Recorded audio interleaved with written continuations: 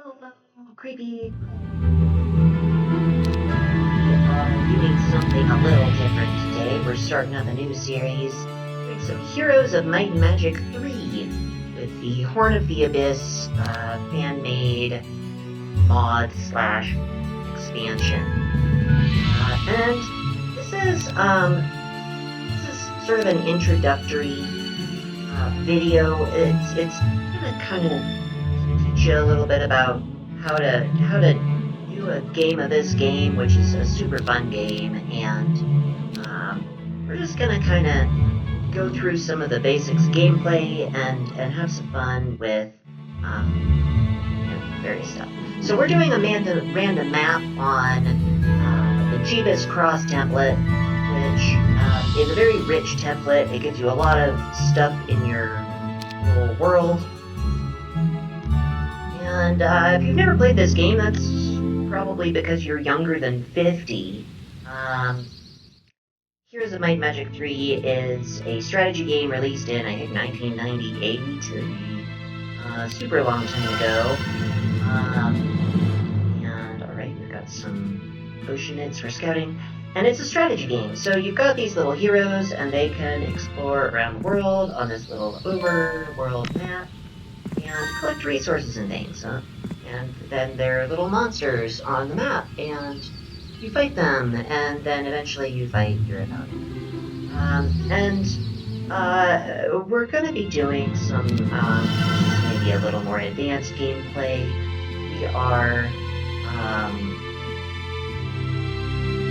doing what's called tempo gameplay, which is where you get a bunch of heroes and you use your heroes to do things, because the game is about heroes. It's called Heroes of Might and Magic. Alright, so we've got a couple of monsters in the way of our roads. Roads are really nice because they let you get around the map quickly. Movement is super important in this game. So we're going to want to shuffle our army over to one of these scouts.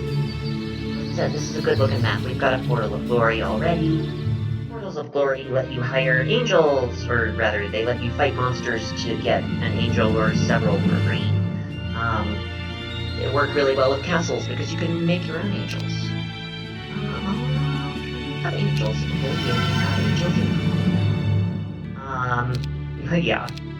Yeah. We're gonna get marksman. This is gonna be our early game stack that's dealing damage to things. Ooh, soul mirrors. Send one to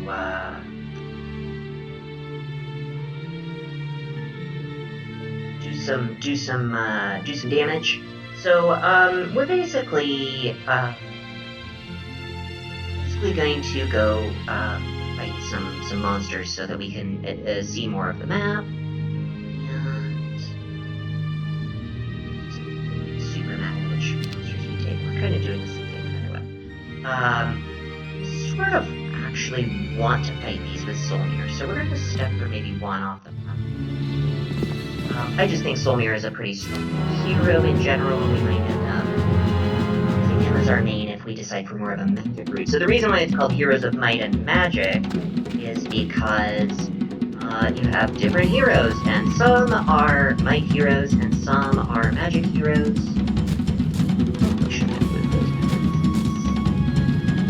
I don't know.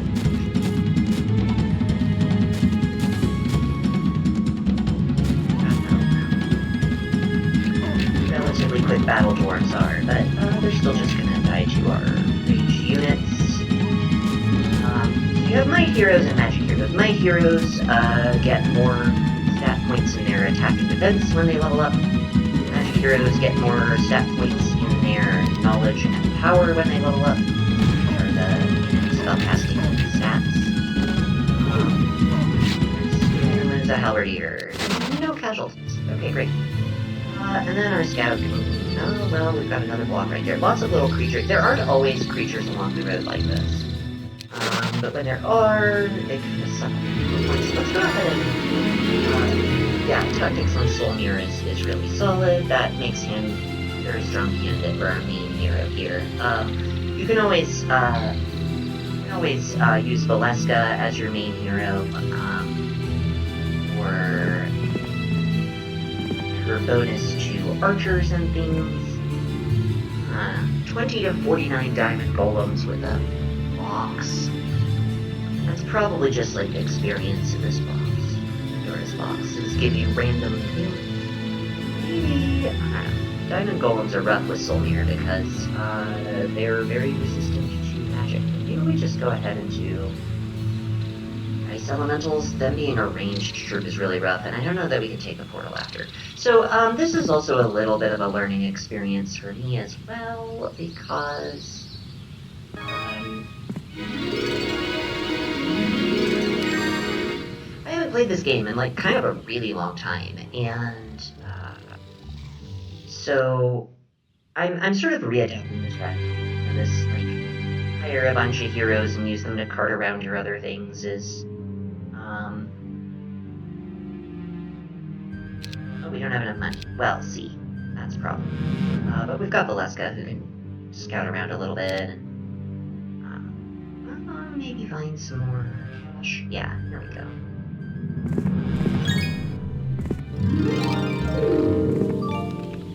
And you want to hire typically as many heroes as possible because they are really helpful. Heroes let you pick up things on the map and move your armies between troops and flag mines and things. And I kind of made a mistake. I really should have figured out a way to get our army up here so that we can keep scouting around on day one, but I think this early Portal of Glory means it's a strong enough map that we can keep it. Let's go back down there. I've got a lot of diamond golems hanging around. Maybe we shouldn't have put Solmir in the front lines, but maybe scout around there. Send somebody else around. Okay, alright. So that's turn one. I'm only going to play through a few turns here, I think, in this video, because, I mostly just wanted to introduce you to the game and kind of see what's going on. I'm not sure if it's actually recording the game audio. Yes, it is. Okay. Let me know how the audio balance is. It might be terrible. Absolute garbage. And if it is, comment. So Solmir's got all our armies. And I kind of want to bring this back here. Magic elementals. I don't know what this scroll is. Don't know that. Yeah, we don't have to fight them. So these are probably interesting spells that we can gain access to. But we can just like run him up here. This is not ideal gameplay. Normally you want to be shuffling your heroes cleverly around so that none of them is backtracking and, normally I'd be doing a little bit more of that, but I'm recording, and I've never recorded this game before, so it's hard. So we got Tactics on Solmir, which is a really, really, really powerful skill. It's one of the, I would say key skills. Oh, I forgot this is a ranged troop. Should have just been firing away rather than defending our troops. So do as I say, not as I do. Move your troops forward so that they maybe get attacked. And don't let halflings take pot shots at your marksmen before you take a shot at them. Anyway, there we go. 3 marksmen lost.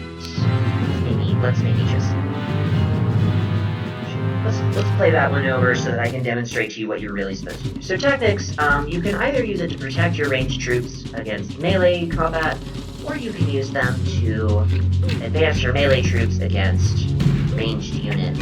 And ranged units suffer a penalty if they've got a unit next to them. Most ranged units, some have special abilities that let them attack normally, even when they are threatened by a melee. For the most part, they do have damage. Okay, yes, you only lost one that time. That's a little better. Oh, I don't know. We can take advantage of this. Alright. So, keep moving along here.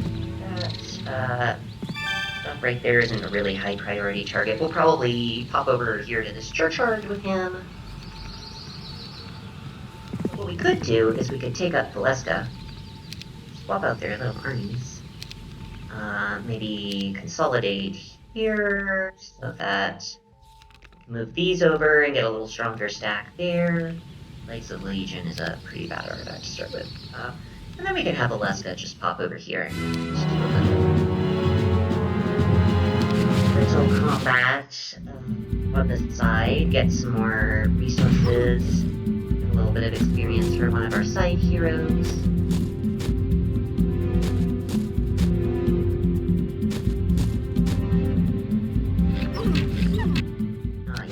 We didn't end up taking any losses. So, next turn she'll be able to give this army back to Solmir. Solmir should just dismiss this gremlin. So, one thing to know when you're playing this game is that your units that you have in your army determine how much movement your hero starts with each turn. So, if you look at the speed, the bottom stat on the unit, nymphs have a speed of 6. Whereas something like this halberd or this pikeman has a speed of 4.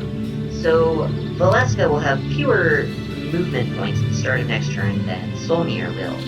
And that's important for all kinds of reasons. Movement is super important in this game. You want to have as much of it as possible because movement basically equals resources, right? If you can use your movement to go around and pick up piles of gold and gems like I'm doing now, then, obviously you can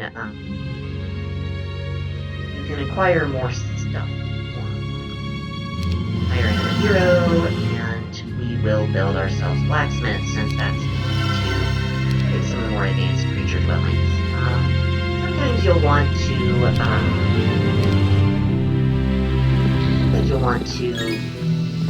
build your economy first, sometimes you want to build your creature dwellings first. It really depends on what map you're playing and what strategy you're using, but typically speaking, on a rich map like this one, you really want to be maximizing your hero economy, which I'm not doing very well. We're on day 3 and I only have 6 heroes.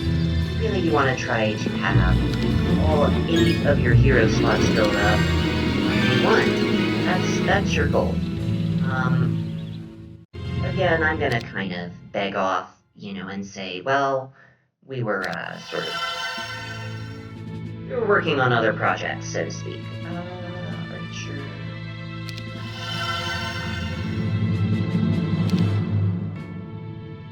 Maybe we send him up this way to help out with this kind of exploration and army burying process. We can grab some stuff with him and to do this kind of thing. Well, I didn't plan that out super well, but that's the idea. You sort of use your various heroes as pieces on a board, and you shuffle them around so that you can do things. Like take these fights. Oh, that's not the hero that we're gonna move over here. We're just gonna forget you saw anything. We're moving Solmir over here to fight these.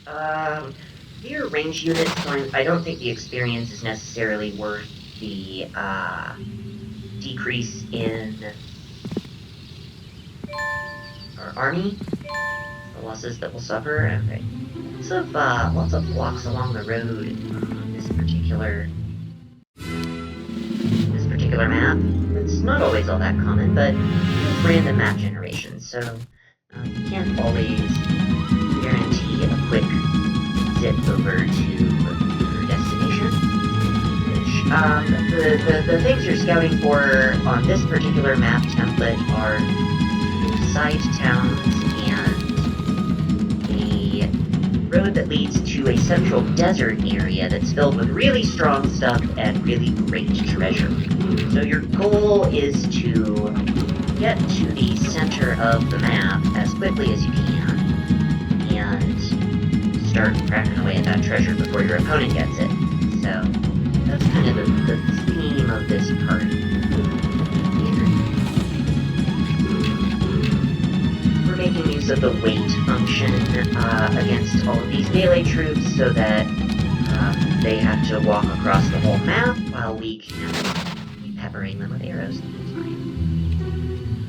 And let's bring him over here. Ooh, another portal of glory. So these portals of glory are sort of our week-end goal.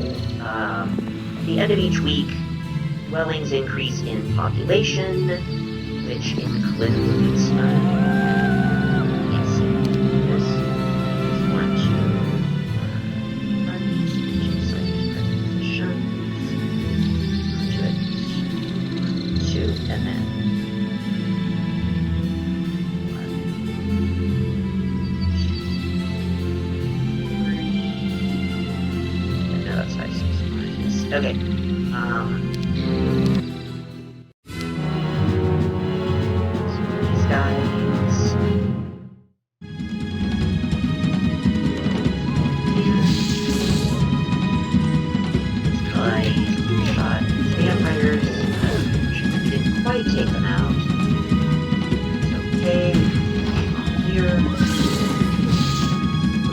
were a little stronger than I had hoped. I was hoping not to such grip there, but I guess I kind of miscalculated on that.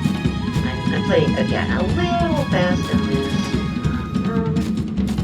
because recording's surprisingly distracting. Alright, let's just fly the griffins up here. Walk these archers back.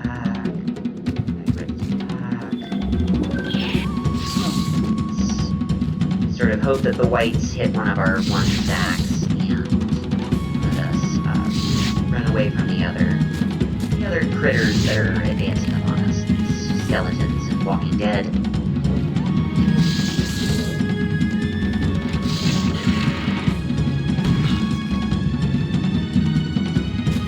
And this is what you do with grips. You just sort of don't let all of the monsters attack you in the middle at the same time.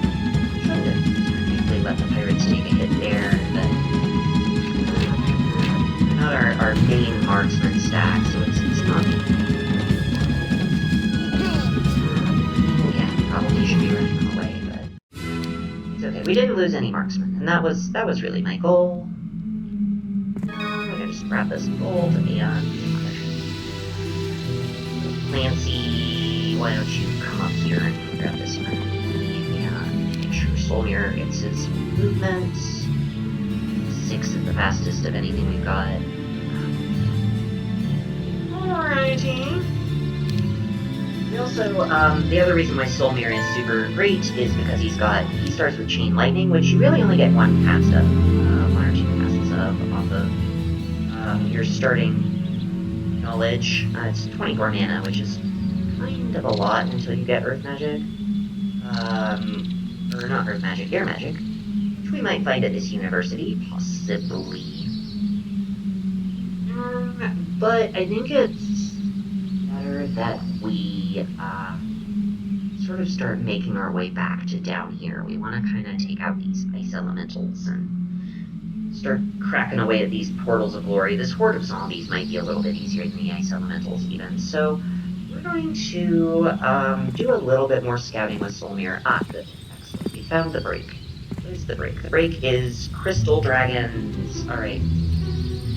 Those are a little tough, but where can we go ourselves?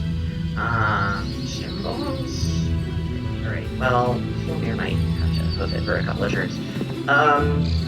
One thing you can do, sort of an advanced tactic for when you have a little extra money, is a tactic called Poor Manning. It's where you take a single troop into a fight where you know that you will lose.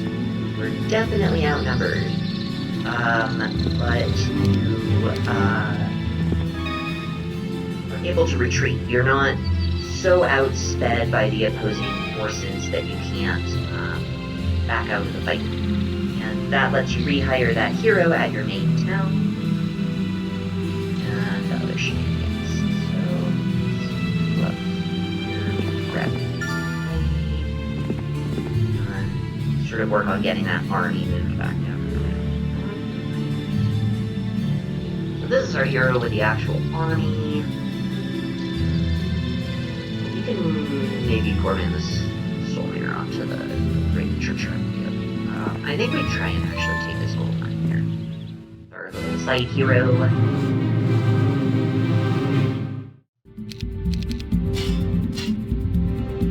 We didn't exactly organize our troops in the best way, but I think that's okay for this fight.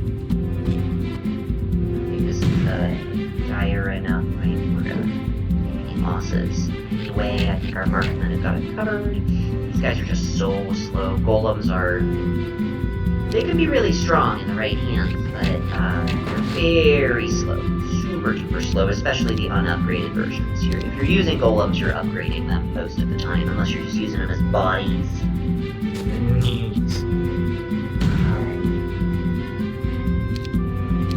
And as you can see, it's like taking them forever to advance across the map. So we got another thing to make note of is your ranged troops. A penalty for shooting beyond. Oh, it's somewhere around here. It's I forget the exact number of tiles, but it's sort of like 2/3 of the map, roughly. So you can see this little broken arrow over the stone golem. This has a full arrow, and that just means it's doing full versus half damage. Another thing to keep in mind is that you are sieging a castle. You do even less damage if you're shooting over the walls, so you're actually doing a quarter of your normal damage. You're shooting over the walls during a castle siege. During a castle siege at maximum range. Alright, parents are out of shots, so they're gonna make their way forward. I think our marksmen will just finish off these golems before they get a hit in. And that's the way we want it. Alright, no casualties. And that gets us this really nice gold mine. Boost our income. Castle can be a little expensive, and maybe gold golems are a lot stronger, and there are a lot more of them. So there's a major artifact there. Or maybe it's even a relic. I don't know if the orbs are major artifacts or relics. I can never remember. I should explore over here a little bit.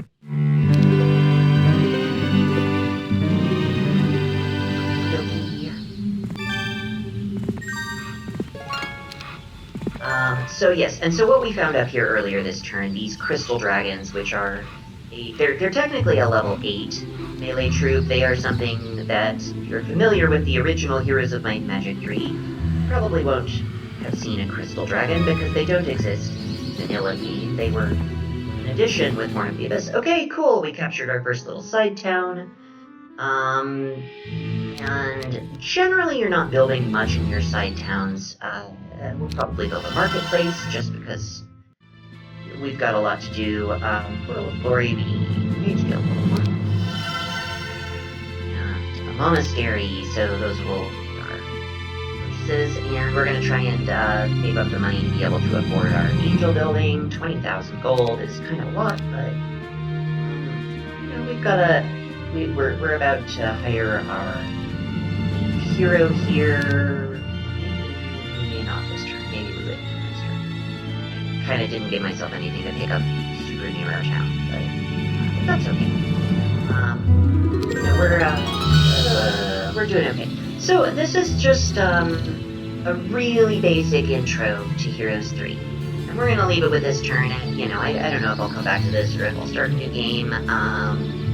It's a little more planned out. This is one where I might do some live recordings, I might do some recordings of the gameplay and then do a voiceover, because I'm able to think a little better that way, and, you don't need to optimize your gameplay with me. This is a channel about getting big, but, just wanted to do a little introduction for those of you that haven't found this classic. If you want to pick it up, I recommend getting it at goodoldgames.com, GOG.com. Do not get the Steam version, because the Steam version is not compatible with any of the mods that you will find out there. And the mods are really fun. I really think Horn of the Abyss is a great balancing and expanding mod. It adds a ton of new maps for you to play if you're familiar with the old one. If you're not familiar with the old one, it adds random maps, which I think are a really fun way to play based on your skill level. Anyway, check this game out. It's super great, super cheap, it's old, so it's like got a really great dedicated community of mostly Eastern Europeans, and they're really chill guys, so check it out. Anyway, thanks for watching.